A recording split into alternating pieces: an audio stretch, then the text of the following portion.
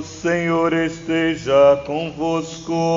Ele está no meio de nós. Proclamação do Evangelho de Jesus Cristo, segundo São Mateus. Glória a vós, Senhor. Naquele tempo, Jesus foi para a região de Cesareia de Filipe e ali perguntou aos seus discípulos: quem dizem os homens ser o Filho do Homem? Eles responderam: alguns dizem que és João Batista, outro que és Jeremias, outro que és Elias, ou alguns dos profetas. Então Jesus lhes perguntou: e vós, quem dizeis que eu sou? Simão Pedro respondeu: tu és o Messias, o Filho do Deus vivo.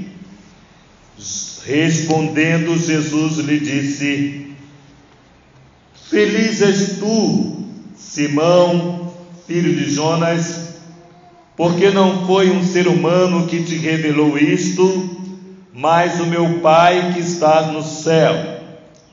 Por isso eu te digo que tu és Pedro, e sobre esta pedra construirei a minha igreja, e o poder do inferno nunca poderá vencê-la. Eu te darei as chaves do reino dos céus. Tudo que tu ligares na terra será ligado nos céus, e tudo que tu desligares na terra será desligado nos céus. Palavra da salvação. Glória a vós, Senhor. Amados irmãos e irmãs, estamos diante de uma festividade, nessa solenidade em especial, mas lá no tempo do rei Herodes havia uma festividade, e nesse encontro festivo era de interesse do rei Herodes agradar aquele povo, e encontrou na prisão dos apóstolos um caminho para agradar aquele povo.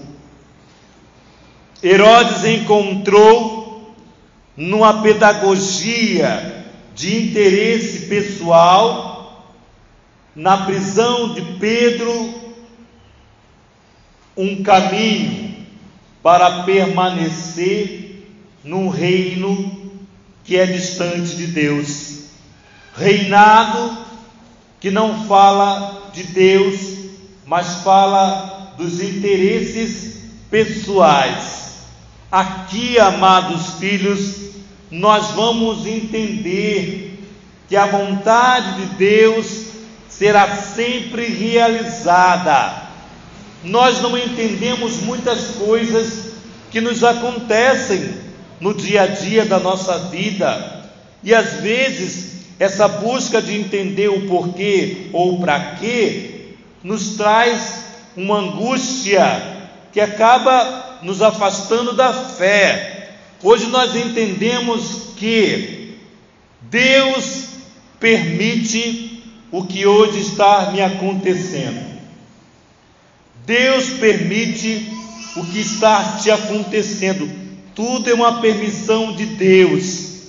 Porém, esse mesmo Deus tomará a tua vida sobre as mãos dele, a sua história sobre as mãos dele. Esse mesmo Deus, como fez com Pedro, assim que Pedro achava que era um sonho, quando o anjo lhe apareceu e lhe conduziu, lhe iluminou toda a cela e lhe conduziu, quebrando aquelas correntes, e o anjo ainda mandou colocar cinto e calçado e as sandálias, porque a missão não pode parar no sofrimento, a missão não pode parar nas angústias, a missão não pode parar nos acontecimentos da nossa vida que nos traz tristeza, ou seja, nos desafios.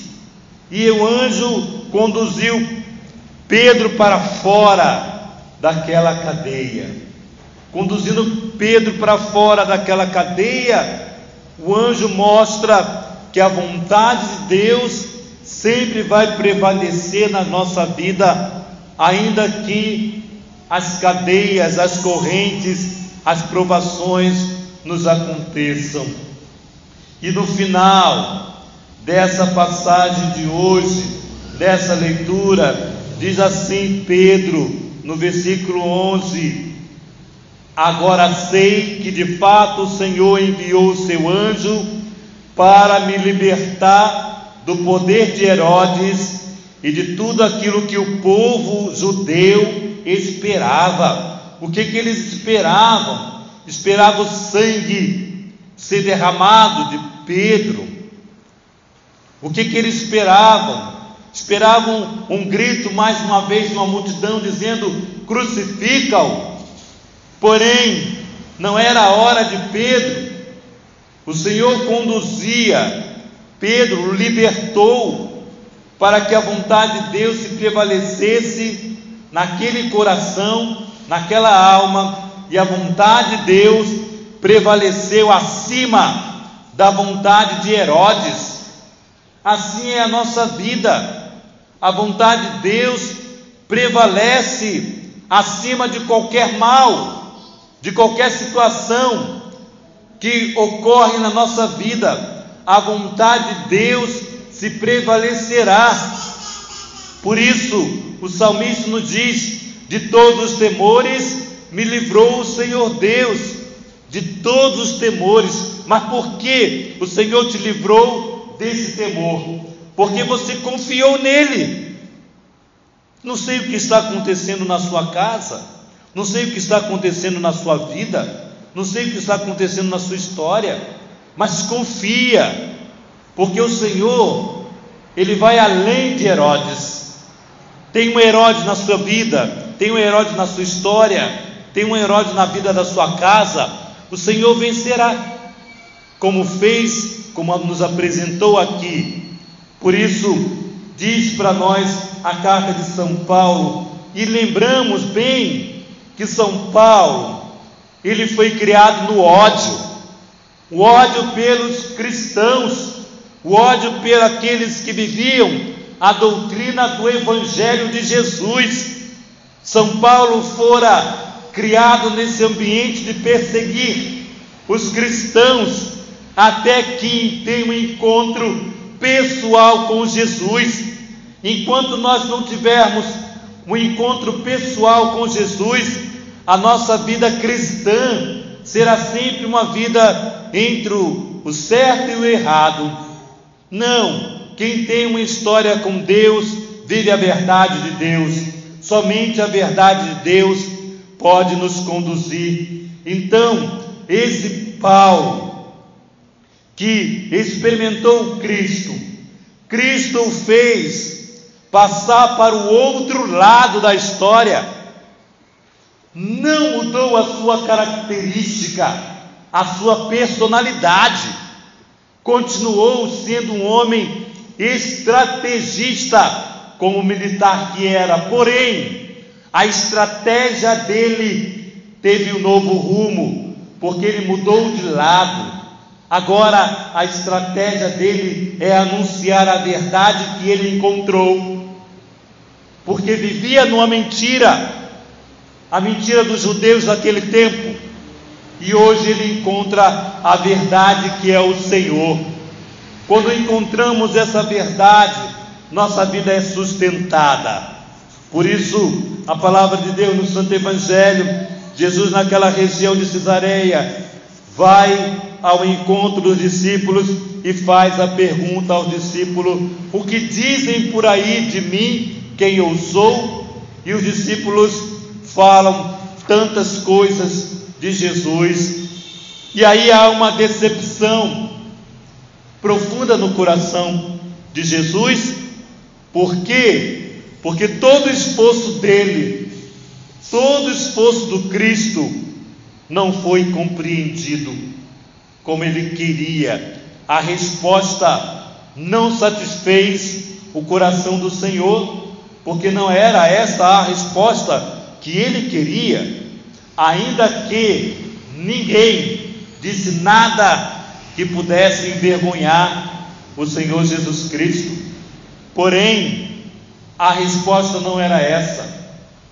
Pedro responde quando Jesus pergunta: e vós, que estáis comigo, que me acompanham, quem diz vocês que eu sou?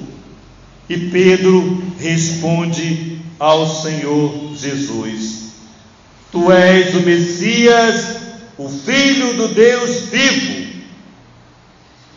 Essa resposta encanta o coração de Jesus, e Jesus revela: quem é que te fala isso, Pedro?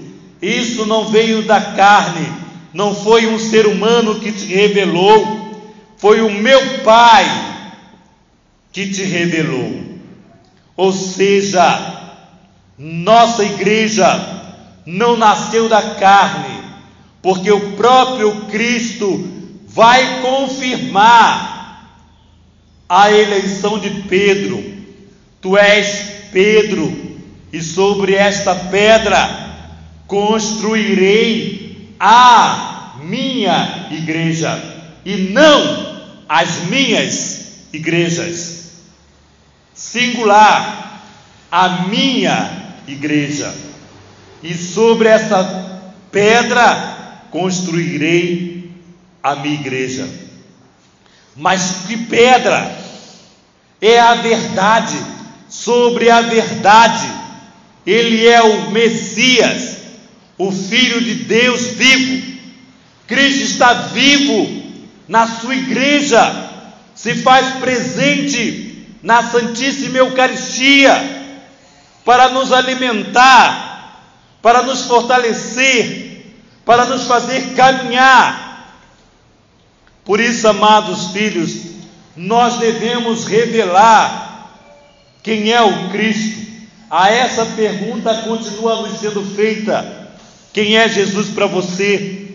Diante de tantas provações, diante de tantas situações difíceis, quem é o Cristo para você? Que você possa anunciar com a tua vida esse Deus que está vivo, esse Deus que é o Salvador, e que a porta do inferno não vai prevalecer contra a igreja. Quantos padres já surgiram, quantos bispos já surgiram e não conseguiram destruir a igreja?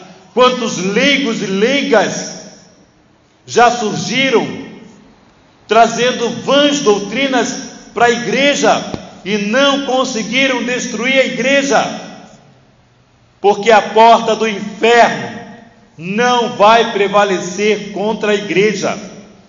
Quantos batizados que foram inseridos nessa igreja e que hoje estão afastados, buscaram outras verdades, verdades que não se encaixam na verdade de Cristo, porque a verdade do mundo é a verdade da carne. Cristo tem a verdade do céu, a verdade de Cristo, porque Ele é Deus e não a verdade da carne.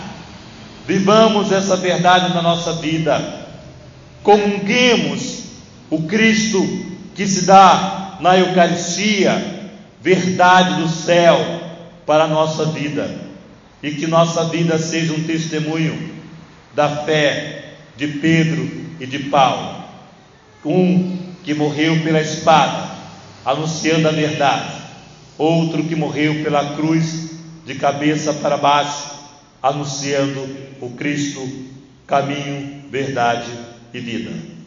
Louvado seja o nosso Senhor Jesus Cristo.